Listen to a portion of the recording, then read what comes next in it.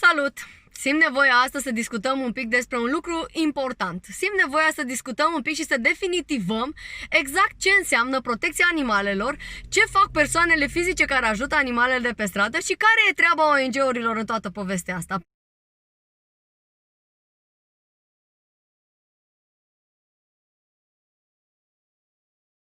Există două grupuri de oameni care ne urmăresc. Există oamenii care știu ce face un ONG, care înțeleg cât de limitat e statul român în protecția animalelor și în aplicarea legii protecției animalelor, și sunt oameni care au senzația că cumva dacă ne-am făcut un ONG, ne-am asumat automat obligativitatea de a lua tot ce mișcă de pe stradă atunci când ei ne indică.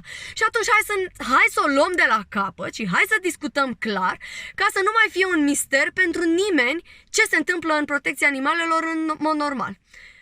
Protecția animalelor în România nu există. Sunt niște oameni, niște voluntari, niște oameni care și-au făcut asociație, cum este cazul și al nostru.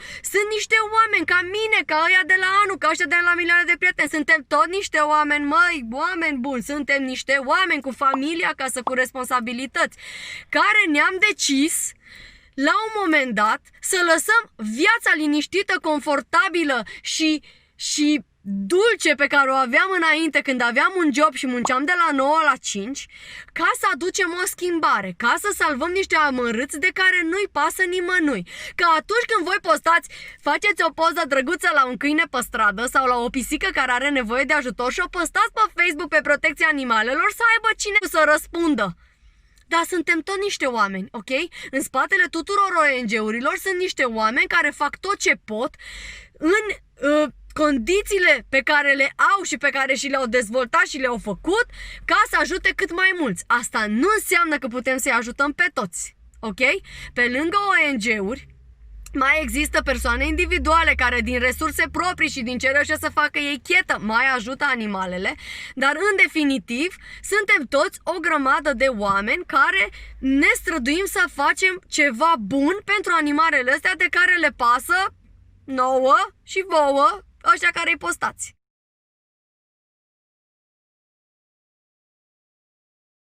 Din punct de vedere legal, orice ONG are statut juridic, adică te duci și îți faci un ONG, primești un CUI, adică un cod unic de înregistrare. Nu avem J, pentru că noi nu facem comerț, drept urmare nu suntem înregistrați la Registrul Comerțului. Se înregistrează asociația într-un alt registru, la tribunal. Ok? Pentru că nu facem comerț, asociația, surpriză, funcționează doar pe bază de donații de la persoane fizice, sponsorizări de la persoane juridice și funcționăm pe bază de 2,2% sau 3,5% cât s-a făcut acum și sponsorizări 20% din impozitul pe profit al firmelor care au peste un plafon venit an de an. Ok? Simplu. Dar asta nu înseamnă că dacă asociațiile vor să-și facă angajați, suntem cumva scutiți de taxe. Nu! Plătim exact ca toată lumea. Din donațiile pe care noi le primim, ne permitem să angajăm 1, 2, 5, 7 oameni și plătim la stat trimestrial la fel ca orice altă companie. Chestia asta mi se pare foarte important de reținut, pentru că cumva, nu știu, să nu vă imaginați că oamenii ăia care vin și muncesc la căței în fiecare zi și care își rup din timpul lor și își rup cârca, sunt plătiți cu extraordinar de mulți bani și că noi ăștia ONG-știi care ne-am făcut asociație de protecție animalelor, bă, trăim în lux și avem, nu știu, palate peste palate. Să ne înțelegem, asociația asta, Care for Dogs, vorbesc de a mea, Cristi, soțul meu, a donat la asociația asta, deci cred că nici nu am o sumă ca să pot contoriza cât, dar de fiecare dată când am rămas fără bani, el a fost sursa. Pentru că el muncește, pentru că el are un venit și pentru că din salvat câini de pe stradă, pe cuvântul meu că nu se face niciun ban. Deci ca să ne lămurim, ne facem o asociație pentru că vrem să facem o schimbare. Vrem să facem o schimbare în timpul liber sau ne dedicăm așa cum am dedicat eu, full on, pentru că mi-am permis și am făcut o înțelegere cu Cristi că eu mă voi ocupa exclusiv de protecția animalelor, iar el mă va susține și va susține familia noastră. Asta pentru că eu nu iau bani din asociație. Eu nu am făcut nimic la mine acasă, eu tot ce am construit la adăpost și mai mult am luat bani de acasă ca să dau la câini. Ok? Așa că normal că sunt indignată în momentul în care se trezesc doamnele pe Facebook să comenteze că ele au găsit un câine, au făcut o poză, mi-au trimis o poză acum 3 zile pe Messenger și se așteptau cumva ca eu să mă duc zburând până acolo să iau câinele, pentru că aveam efectiv un țar care stătea degeaba și abia așteptam să îl ocup. Nu, fraților! Primim câte 10-20 de solicitări de ajutor pe zi, voi înțelegeți? 10-20!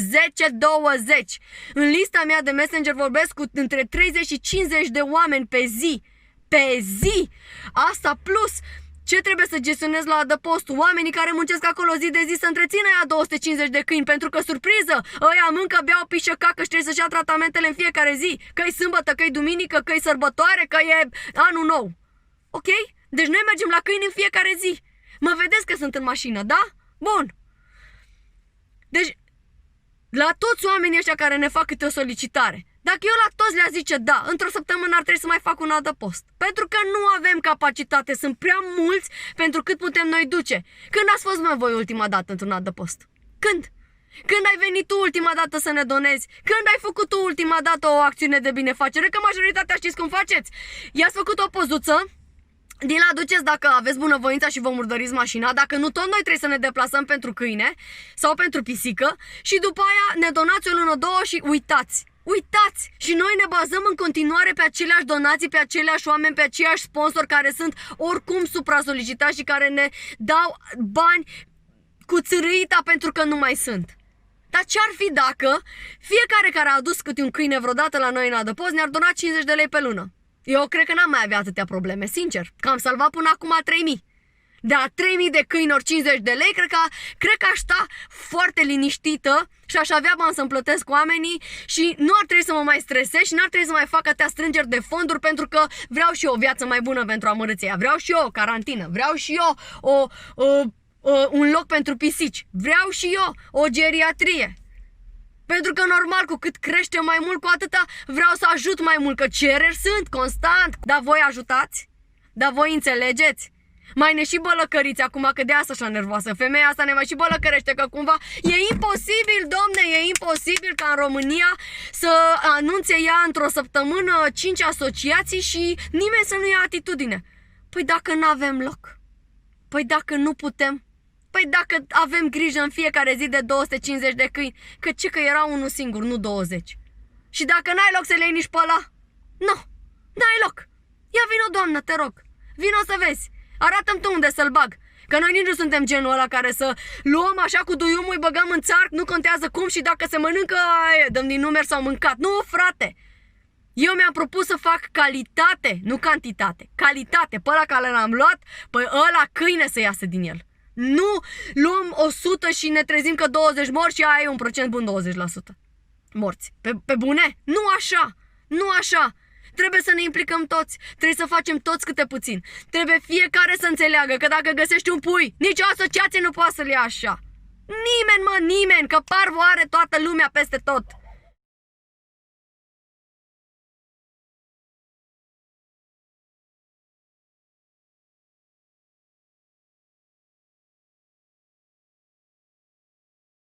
Deci dacă găsești un pui, fii om și salvează-l până la capăt. Zic asta de 100.000 de ori și o să zic încă de 100.000 de ori până când toată lumea o să înțeleagă că dacă vreți să fim uniți, apoi trebuie să fim uniți.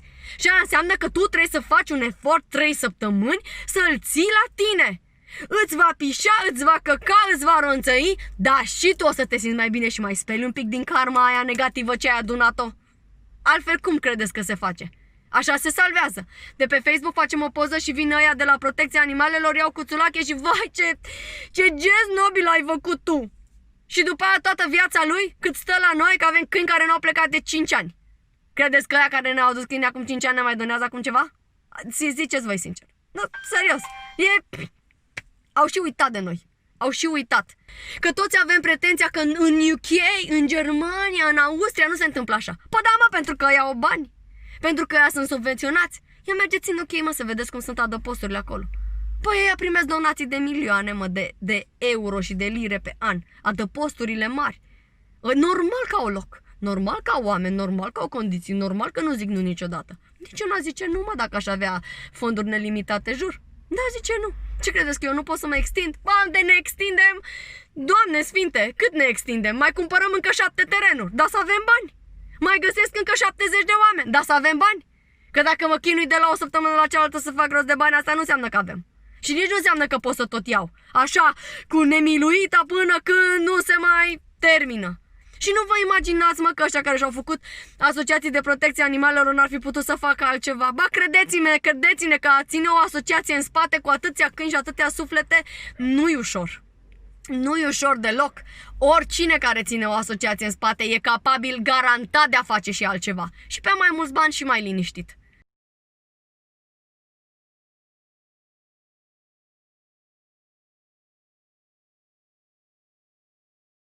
M-am vopsit de curând, da? Puteam să vă arăt, deci m-am vopsit cred că prima dată după 6 luni, dar puteam să vă arăt câte fire de păr alb aveam după... Deci părul ăsta alb eu nu l-am avut dinainte. L-am acum, de la atâta stres și de la atâta frustrare și de la atâta neputință, că nu te surprind atâtea emoții pe care nici nu mai poți să le gestionezi. Nu știi la un moment dat ce să mai faci, pe cine să ajuți și pe cine nu, pentru că solicitări sunt multe și nimeni nu vrea să se implice. Pentru că cumva, când mi-am făcut statutul și am zis că eu îmi fac asociație de protecție animalelor, gata, eu trebuie să-i salvez pe toți. Nu așa, ok? Nu așa. Fiecare trebuie să facă un pas mic. Fiecare trebuie să vină cu ceva. Fiecare trebuie să facă ceva. Fiecare trebuie să se implice cu ceva. Dacă vreți să fim o comunitate adevărată. Plătiți taxe și impozite la stat. Noi nu vedem nimic din banii aia, drăgălașilor. Nu vedem, că noi nu lucrăm cu primăria. Sunt atâta de agitată pe subiectul ăsta și nu știu cum să fac. Nu mă gândesc deja de atâta timp și nu găsesc nicio soluție ca să vă deschid ochii. Să vă deschid ochii, să nu mai trăim așa într-o fantezie, mă, efectiv e o fantezie, fantezia în care totul merge ca pe roate în România. Este o fantezie. E momentul să vă deschideți ochii și să vă dați seama că nu e așa. E momentul să înțelegeți că noi, ăștia, o mână de oameni din Brașov, că îi număr pe degete ăia care sunt implicați în protecția animalelor. Ăia sunt protecția animalelor. Ăia fac tot. Ăia. Nu există o instituție. Suntem doar noi, o mână de oameni. Unii și-au făcut ONG-uri, unii merg în continuare pe cont propriu și noi luptăm zi de zi cu morile de vânt, cu căței abandonați. Noi sterilizăm pe bandă rulantă sute de animale în fiecare lună. Noi ne luptăm cu frustrările că sterilizăm sute de animale și totuși găsim pui aruncați în pun și în sat și în cartoane. Și acum trebuie să vă întreb invers. Noi facem toate lucrurile astea, noi salvăm până când ne ies câinii peste cap, noi muncim până nu mai putem, noi tragem de noi până ne doare spatele și mâinile și capul și plecăm tot la 7 din câmp. Voi ce faceți?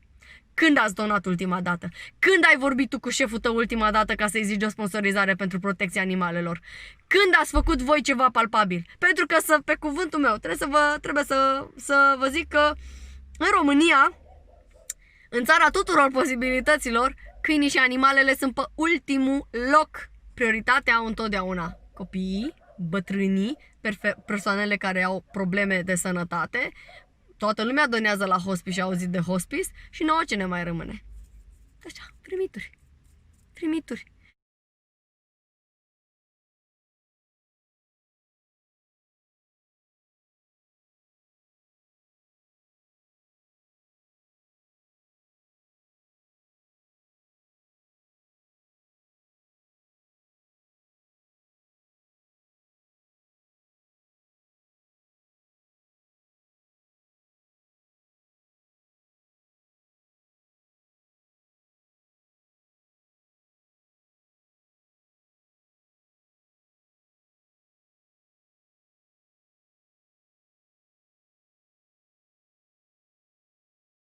Trebuie să te implici și tu. Nu poți dona? Distribuie. Distribuitul de postări nu te costă nimic, e gratis, trebuie doar să apeși pe share. Nu te costă nimic să faci o faptă bună, nu te costă nimic să vorbești cu un prieten de-al tău care are bani ca să doneze pentru noi, nu te costă nimic să vorbești cu șeful tău, poate să ne facă o sponsorizare, nu te costă nimic să încerci să faci și tu alături de noi lumea mai bună și pe toți care zic că ONG-știi sunt plini de bani, să invite, te rog, la noi la adăpost, dar să-și aducă haine după care să nu le pară rău și cizme de cauciuc.